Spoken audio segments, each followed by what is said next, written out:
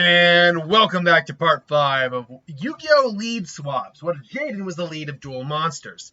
Glad people are enjoying the series. I'm having a good time doing it. Still working out some of the kinks, but I'm getting better at it.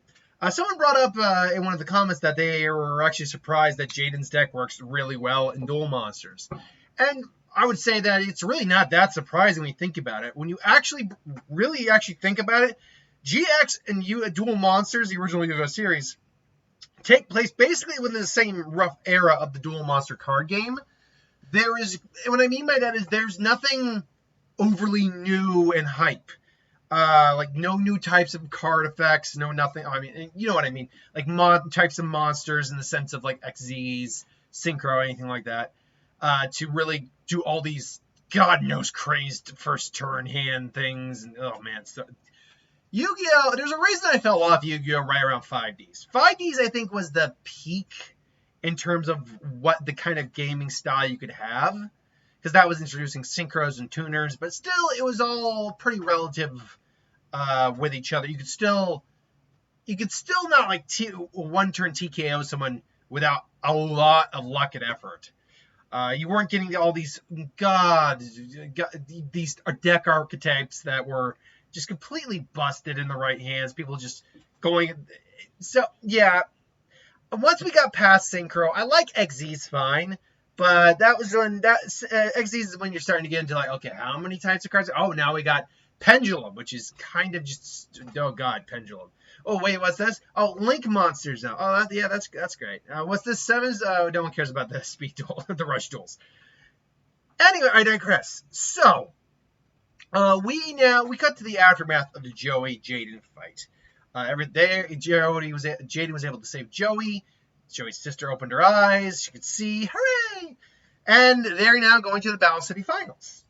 They meet up. Obviously, they met up with Mai. Mai duels the actor who was in love with her and wasn't going to marry him. So hooray! we have Yamu was the guy's Merrick wanted her.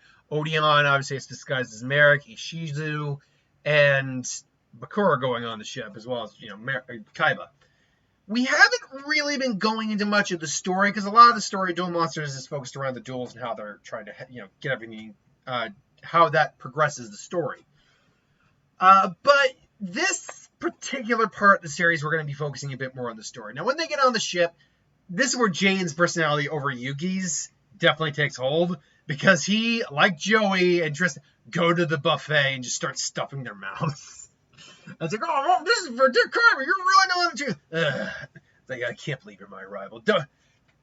Jaden, well, you're stuffing your mouth here. I hope you don't forget. You still have your Egyptian God card. Excuse me. I had something to drink, and it's now just coming back and making me hiccup. You better not forget. You better use your Egyptian God card soon. You're not going to win this tournament without it. Just be seeing you later, Jaden. Hopefully I'll be able to see you in the finals. And so Jaden's just kind of go, and as his turn to duel is coming up, Jaden is thinking, yeah, I guess. And he's got a point. Yeah, Kaiba's right. We should be using. It may be dangerous, but it's probably for the best that we use this select for the Sky Dragon. And he just adds it to his deck. Now, I have already determined how I'm going to factor Slifer in, because I've kind of altered the deck a little bit already based on the list I have available. And Yugi will not be altering his deck until we get to Kaiba, until we get to the four-way duel, basically. That's what's going to basically happen here, is that we're not going to see Jaden's deck altered to fit Slifer in until that duel. Because we still have the virtual world arc, which, technically speaking, I could skip because it is not canon. But in that case, I'd be skipping the Waking the Dragons arc too, and that would not be fun. We want the Waking the... Well, I'd still contend that's actually that's better than some of the Duel Monsters arcs, actually. Waking the Dragons was a pretty good arc. I mean, it's got a problem. They all have their problems, but Waking the Dragons was a pretty good arc. Anyway, so Jaden adds had Slifer to his deck, and it's revealed who he's fighting. Who he's fighting, obviously, is Bakura. And so the duel between Bakura and Yugi begins. Now, should note, and I'm actually going to see if I can find, oh, there it is, TG, yep. Should note, the way I determined, Bakura and Yugi's duel is actually one of those duels where you know pretty much almost every card in Bakura's hand, which is very useful. And I actually went to TGS Anime to rewatch his duel breakdown video. By the way, if you are not subscribed to TGS Anime, haven't seen some of his card archetype videos, his duel breakdown videos, he did a what if recently if Joey had won and got Raw. I love TGS. I love seeing any of his stuff come, particularly his duel breakdown. He does great stuff. If you've never watched him, by all means find him. So I watched his video to get an idea of get a better understanding of how the duel broke down. And I'm going to tell you right now, because he always points out misplays, the shenanigans. These two misplayed so hard, and it was for the plot. However, I am the plot, and I determine how the duel goes more or less. Besides, there was no reason Yugi shouldn't have played Monster Reborn. There really wasn't. He would have won right there. But the plot, whatever. So the duel starts, and did we get an look at his opening hand, Bakura's opening hand? 1 second. I don't have an image for that. Bakura. Let's try Yugi versus Bakura. There we go. Yugi versus Bakura, Battle City. And then Bakura's opening hand. Hold on 1 second, folks. I knew when I looked up the images for this particular what if, that I knew I was missing something, because we get a shot of his opening hand. And can I find it? Opening hand. Because if we do, I'll for all the images you have online, there is no shot of the opening hand, which sucks. But basically, Bakura's opening hand is the Portrait of Secrets, which is a vanilla 1200 attack, 1500 fiend type. The Ghost Gross of Felled Dreams, which is a 1300 attack, 1800 defense, normal type fiend. And then the Headless Knight, which is a 1700 defense, 1450 attack fiend. Dark Necrophere, the Dark Door, and Dark Spirit of the Silent, I believe it is. Now he starts by summoning Portrait of Secrets, and actually let me get my portrait real quick here. There we go. So Bakura starts by summoning the Portrait of Secrets in attack mode. Now this leads us to Jaden's opening hand. His opening hand starts with, where is it there? Fusion Gate, Elemental Hero, one more, Clayman, Mirage, and I'll just go up a little higher here. Mirage and Nightmare. He has Hero Barrier. He has Avian, and this is where I decided to. Oh, you stupid! And this is where I decided to fudge the hand just a little bit, because I'm like, this is not synergizing. This is not being very synergistic. I had to draw Pot of Greed for his second card, which, with the Pot of Greed draw, allowed him to draw both Mirror Gate and this is going to be very important to use. I hate when this happens. And so Mirror Gate and Monster Reborn. Now, Jaden looks at his hand, sees he can't make any fusions, but he's got two good traps in his hand, plus he's got something else. So, what he does is he summons Elemental Hero Avian in attack mode. He sets Hero Barrier and Mirror Gate. He then ends his turn. Now, this, and we'll move into turn 2 now. Next on the list of things that Bakura summons as the duel progresses, he draws Dark Sanctuary, which in the anime has a very different effect. Dark Necrophere actually has to be destroyed in order for Dark Sanctuary to be summoned to the field. But he would have summoned at this point his Gross Ghost of Gross Ghost, Gross Ghost, and where there it is. Turn there. Gross Ghost of L Dreams. That's what he would have summoned, and I'll move that there. And Fusion Gate just got just disappeared. There we go. So I'll move that over so you can get at least a better picture of the Gross Ghost. There he is. There goes Gross Ghost. And we'll put those down here for right now. So he summons that 1300, 1200 attack. Basically, they can actually cleave through Avion, and Jaden knows this, and he knows this. Bakura's not stupid though. He also knows and sees the face down cards, but he's hoping because he wants the 3 in the graveyard so he can banish them to summon Dark Necrofear, which basically is a permanent change of heart when you in the real world. I'm wondering why they didn't just create an anime exclusive card for Dark Sanctuary. I don't know. But anyway, he attacks. Jaden decides to activate with his Gross Ghost. He decides to activate Hero Barrier, which stops the attack. So Hero Barrier has stops the attack. This allows him to say, very well, I attack with my Portrait of Sea. I'll attack. Or actually, no, I imagine he attacked with Portrait because he wants to do more damage with the Gross Ghost. So he attacks with the Gross Ghost next. Jaden now activates Mirror Gate, which obviously swaps the 2 targets. Now he's attacking with Avion, and Jaden controls the Gross Ghost. Gross Ghost kills Avion. He loses 300 life points. End of the turn. Both Avion and the Gross Ghost are no longer on the field. There we go. So Gross Ghost is... Where's my Ghost Ghost? Ghost is gone.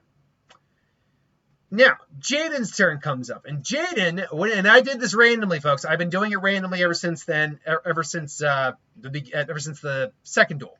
Doing it randomly and only giving them the plot armor draw when I know they can't beat them otherwise. So Bakura's like, yes, I have 1 monster in the graveyard already. Perfect. So that being said, Jaden draws Elemental Hero Burstinatrix. So guess who gets to come back to play? Elemental Hero Avion, thanks to Monster Reborn. So Monster Reborn is activated. Elemental Hero Avion comes back. Then he activates. Then he activates Fusion Gate. So there's Fusion Gate, and basically gets Fusion summons. Now he actually could have Fusion summoned 2 different monsters here. He could have Fusion summoned Flame Wingman, or he could have Fusion summoned Rampart Blaster. Honestly, and I think we both agree on this. Flame Wingman is the smarter play here. So remember now, Bakura right now has 3,700 life points. He then summons Elemental Hero Clayman onto the field, and into defense mode, mind you. Oh yeah, that's right. I learned I can do this. Woohoo! You have no idea how this makes me go glee.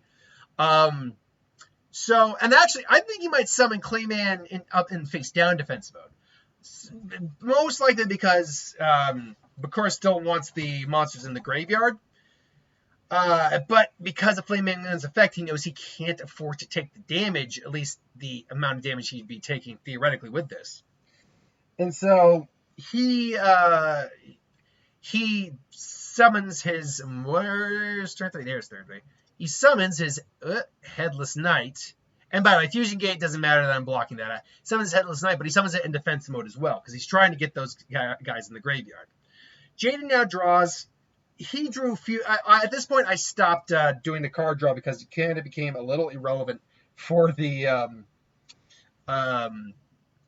duel. So Jaden keeps Clayman in defense. He drew Fusion Recovery. He attacks the Headless Knight with Wingman, destroys it. Bakura loses 1,450 life points, which would then bring him down to 2,250. He doesn't really have another monster at that point for drawing, based on what he was drawing. At most, he might have like the Earthbound Spirit or something like that in his hand. But he would decide then to, just end his turn. And even if he does have, let's say he has the Earthbound Spirit in his hand. Let's say that. Jaden then drew Blade Edge here. Now, the big difference here is that Jaden could, in theory, swing in an attack, sacrifice, swing in an attack with Blade Edge. However, the Earthbound Spirit, all that, he had Blade Edge. He'd most likely what would happen is he would play Mirage and Nightmare because Blade Edge probably isn't the best card to be having right now. He played Mirage and Nightmare. He would attack the think words here. The Portrait of Secrets. This would enable him to. Give me 1 second here. Something went wrong here because did Dark Spirit adjusted to end. That's right. You set the card. Attached to Headless Knight. Yeah, so that would bring him down there. And Gross Ghost, that brings him down to just over 1,000. Clayman might attack the Earthbound Spirit. Now, with Dark Necrophere, Dark Necrophere might attack Flame Wingman, and that might be a problem. The problem also here is with the Mirage Nightmare that Jaden would most likely have like 2 cards in his hand at this point. Discard 2 at random. He most likely would get annoyed. He'd be using Fusion. Well, unfortunately, the cards are banished. See, I kind of cut it off short here because I just Flame Wingman alone probably would have. Whoa, sorry, there was something happened here. Because Flame Wingman alone could have brought this near home. Well, 1 second. Now I remember where I screwed up on this because the Gross Ghost, Flame Wingman would actually be by attacking the Gross Ghost. I completely effed up here. I know why this isn't coming right into my head. I missed a part here because when he attacks Gross Ghost, Bakura will be taking 21 damage because he's losing from the attack of Gross Ghost and Wingman's deck. He's taking 21 damage. So he goes from 3,700 all the way down to 1,600. So that's where I made the mistake because then Portrait of Secrets and even Headless Knight in defense mode, he attacks Portrait. Life points still come out of his life. The attack points come out of his life points. He attacks Headless. That's game. Jaden in this scenario did not need to summon Slifer the Sky Dragon. He did not need to draw it. He did not need to summon it. Which, good for Jaden in this count. Now, at the end of the match ultimately comes. Woohoo. Everyone's more or less happy. But there's still the lingering question of Merrick, of Bakura and Merrick's allegiance, and Jaden and Yami contemplating the use of Slifer in general. That, did we really need it? And Shoddy shows up. Shoddy, it's you! Yes, it's good to see you again. Are you my eeny, meeny, miny, my lover? Yeah, I'm ashamed of that, but I did it anyway. And Shoddy obviously explains what happened, the creation of the Egyptian god cards and dual monsters, all that through Maximilian Pegasus, so forth, and gives them the whole spiel. Now, most of the Battle City final, or semifinals anyway, are going to be the same, more or less. Not even the semifinals. They're the quarterfinals, if I remember correctly. And they're going to be, like, nothing with Joey's going to go any differently. Odion gets knocked out, Joey wins. Bakura, Merrick becomes I'm the real Merrick, and I'm not as kind as the one you're used to. So there's that. Merrick versus Mai happens. Kaiba and Jaden would go. Yami would go and block the attack and still get knocked out cold. Then Kaiba versus Ishizu. And really, that's about it. And then you go into the virtual world arc. Now, obviously, that one's going to take some creative thinking because when you're dealing with deck masters, theoretically every monster in the Yu-Gi-Oh! Game series can be a deck master and theoretically have its own ability. I've got to be unique with how I handle that. So Yeah, well, we'll find out. We'll deal with that later. But yeah, that's why this video theoretic. This is why I actually combined the Joey video with the Loomis and Umbra video, because both duels turned out to be generally pretty short in the grand scheme of things. Anyway, though, yeah, join us again when we hit the Noah Kaiba Virtual World arc. Thanks for watching. Hope you'll enjoy. Like, comment, share, subscribe. See you guys later.